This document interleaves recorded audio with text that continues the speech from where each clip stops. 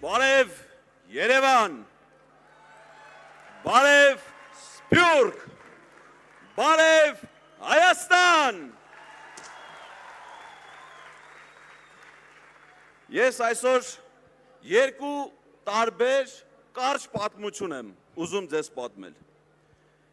Մեկը պատմություն է Նիկոլ Փաշաևի և Ալեն Ալիևի մասին։ Նրանց ծնողները Գյորգյոսն ու Ֆաթիման ապրել են Հայաստանում, հետո գնացել են Ադրբեջան։ Նիկոլը և Ալենը հանցագործություններ են կատարել ու դատապարտվել են ՑՄ ազատազրկման ու նստած են Սումգայիթի բանտում։ Նրանց մյուս 300,000 ադրբեջանցիների հետ առաջարկում է ազատություն Հայաստան տեղափոխվելու և ապրելու պայմանով։ Նրանք այդ 300,000 Սաֆարովա նմանները գալիս են Հայաստան, ապրում են մեր գյուղերում ու քաղաքներում, հետո վտարում են մեզ մեր երկրից, Հայաստանը դարձնում Արևմտյան Ադրբեջան։ Սա մի պատմություն էր։ Կա նաև մեկ այլ պատմություն։ Դա պատմություն է Նարեի և Նարեկի մասին։ Նարեն ու Նարեկը երիտասարդ ամուսիններ են։ Նարեն զբաղվում է փոքր բիզնեսով և ազատված է հարկերից։ Նա զբաղվում է գյուղատեսական մթերքների վաճառքով, որը ձեռք է բերում գյուղմթերման կայաններից։ Նարեկն աշխատում է նոր ստեղծված 300,000 աշխատատեղերից մեկում և աշխատում է վերամշակող արդյունաբերության ոլորտում։ Նրանք ապրում են սիրով, համերաշխ ընտանիքում և արդեն իրենց 4-րդ զավակ ունենալուց ստանում են հավելյալ 2 միլիոն դրամի աջակցություն, 5-րդ զավակն ունենալուց նոր բնակարան։ Նրանք մինչ այդ օգտվել էին 20,000 մատչելի բնակարանների ծրագրերից։ Նրանց որդին ծառայում է Հայաստանի զինված ուժերում։ Ամսական ստանում 40,000 դրամի դրամական փոխհատուցում։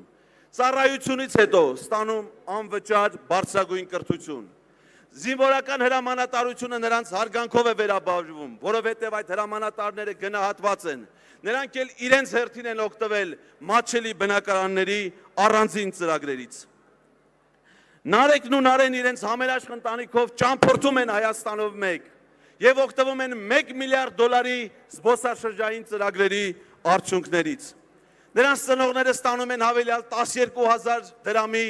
թոշակ։ Նրանց հեռավոր ազգականները ստանում են 150,000 դրամի փոխհատուցում և գտնվում էին ծայրահեղ աղքատության մեջ։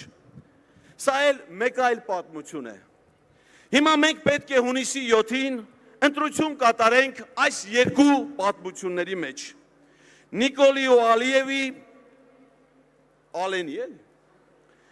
Նարեի ու Նարեկի միջև, անվերջանալի պատերազմների ու պարտությունների կամ խաղաղության ու բարեկեցության միջև, Արևմտյան Ադրբեջանի կամ ուժեղ Հայաստանի միջև։ Ես արդեն գիտեմ, թե մենք ինչ ենք ընտրելու։ Մենք ընտրելու ենք Նարեին ու Նարեկին։ Մենք ընտրելու ենք խաղաղություն ու բարեկեցություն։ Մենք ընտրելու ենք ուժեղ Հայաստան։ Սիրելի հայրենակիցներ, խաղաղություն են խոստանում մարդիկ, ովքեր միայն պատերազմներ են բերել մեր երկրին։ Խաղաղություն բերողը նախ ինքը պիտի խաղաղ լինի։ Նրա ամեն մի խոսքը կոնֆլիկտ է, ամեն հանդիպումը հակամարտություն։ Խաղաղություն բերողի տանը պիտի խաղաղություն լինի։ Խաղաղություն բերողի երկրում պիտի խաղաղություն լինի։ Բոլորին դարձել է իրար թշնամի, բոլորին հանել է մեկը մյուսին դեմ։ Այդպես խաղաղություն չի լինում։ Խաղաղությունը գրել են դոշներին, յալանչունը ման ընկել են փողոցները ման են գալի։ Բացի իրենց շապիկներից, ուրիշ որտեղ է գրած այդ խաղաղության մասին։ Ոչ մի միջազգային պայմանագրում, ոչ մի փաստաթղթում այդ մասին գրառում չկա, ոչ մի երաշխիք այդ խաղաղության մասին չկա։ Խաղաղություն հնարավոր է միայն մի դեպքում, երբ որ կառավարական շենքի այն աշխատասենյակը լուսավորվի և այնտեղ նստի Սամվել Կարապետյանը։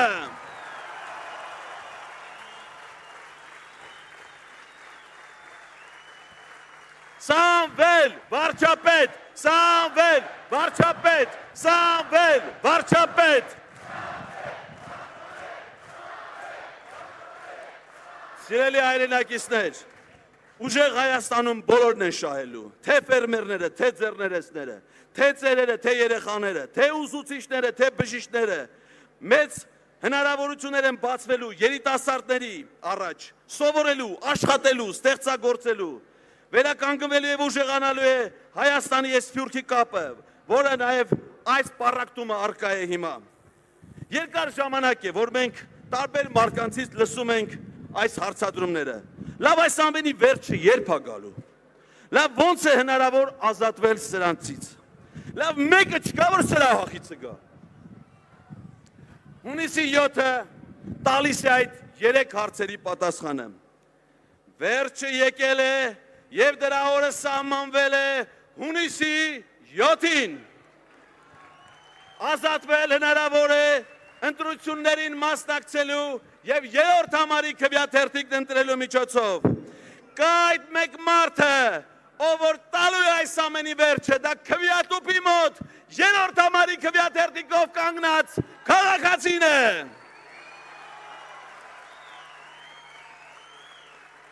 Սիրելի հայրենակիցներ, 1990 թվականի օգոստոսի 23-ին անկախության հռչակագիրը սահմանել է մեր նորանկախ պետության անունը, փառահեղ անուն, Հայաստանի Հանրապետություն, կրճատ անունն է Հայաստան։ Ադրբեջանա-թուրքական ռեժիմը ուզում է չեղարկել մեր անկախության հռչակագիրը, կործանել մեր պետությունն ու եկեղեցին եւ այս սրբագույն տարածքի վրա ստեղծել հարամ մի պետություն արևմտյան Ադրբեջան անունով։ Մենք դա թույլ չենք տալու։ Հայ ժողովրդի լավագույն զավակներից մեկի Սուրբ Գրիգոր Լուսավորիչ, Սուրբ Մեսրոպ Մաշտոց, հայրենիքի մատուցած ծառայությունների համար առաջին աստիճանի շքանշանի ասպետ Սամվել Կարապետյանի առաջնորդությամբ մենք ունենալու ենք ուժեղ Հայաստան։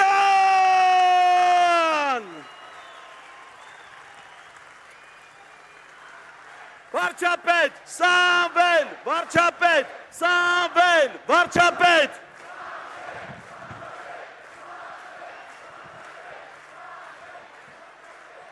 Սիրելի հայրենակիցներ, ես իմ խոսք ուզում եմ փոխանցել մեր գործընկերոջը։ Հիշում եք, որ ավելի քան 58,000 քաղաքացի միացավ Հայաքվե քաղաքացիական նախաձեռնությանը։ Եվ այն հետագայում դարձավ Հայաքվե միավորում, եւ այդ միավորման համակարգող Ավետիք Չալաբյանը հրավիրվում է ելույթի։ Ուժեղ Հայաստան, ազատ ու հզոր